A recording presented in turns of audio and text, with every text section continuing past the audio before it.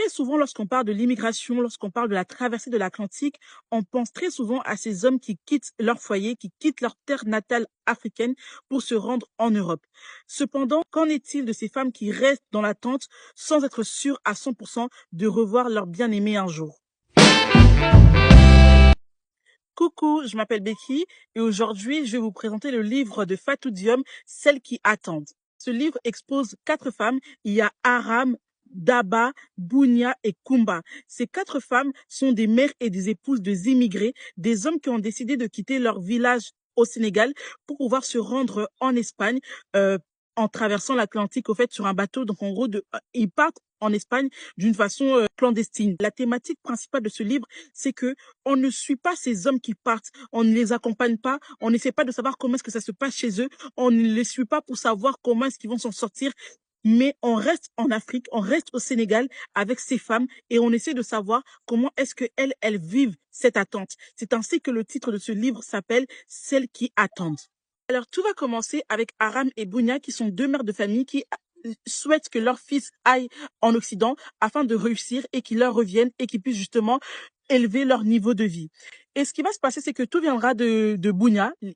Bounia, c'est celle qui aura l'idée et elle va entraîner au fait Aram dans ce projet et ils vont en parler à leur fils, Issa et Lamine, qui vont notamment par la suite y adhérer et ils vont justement prendre le large pour partir en Espagne clandestinement. Et nous, quand on reste, on suit ces 2 mères, au fait, qui sont dans l'attente de savoir est-ce que leurs fils vont revenir ou pas, est-ce qu'ils vont revenir avec les moyens suffisants pour leur sortir de la galère. Et à côté de ça, on a 2 épouses, Daba et Kumba. Kumba, c'est la femme de Issa et Daba, c'est la femme de Lamine.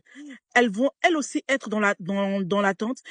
On arrive à énormément à s'imprégner du livre, de l'histoire. On arrive à comprendre l'émotion des personnages parce que dans le livre, on constate que ces femmes qui restent en train d'attendre leur fils, leurs époux, c'est des femmes qui souffrent énormément parce que au départ, elles sont certaines qu'il va revenir. Elles sont certaines que quand il reviendra, il va nous sortir de la galère. On vivra enfin tranquille. Mais sauf que cette attente, elle est très longue.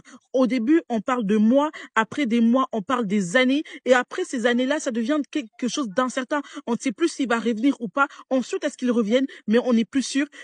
Et une fois arrivés en Espagne, on voit que Issa et Lamine appellent très régulièrement, enfin, ils appellent même pas régulièrement pour vous dire, hein, ils appellent pas régulièrement. Il peut y arriver qu'ils envoient de l'argent, mais c'est vraiment des mandats assez minimes. Très souvent, les mères, c'est celles qui vraiment, elles sont énormément dans l'attente. Elles se disent, on s'est sacrifié pour envoyer l'enfant, pour le laisser partir, pour l'envoyer. Et donc, on attend à ce qu'il revienne et que on vive enfin tranquillement. Et d'un autre côté, on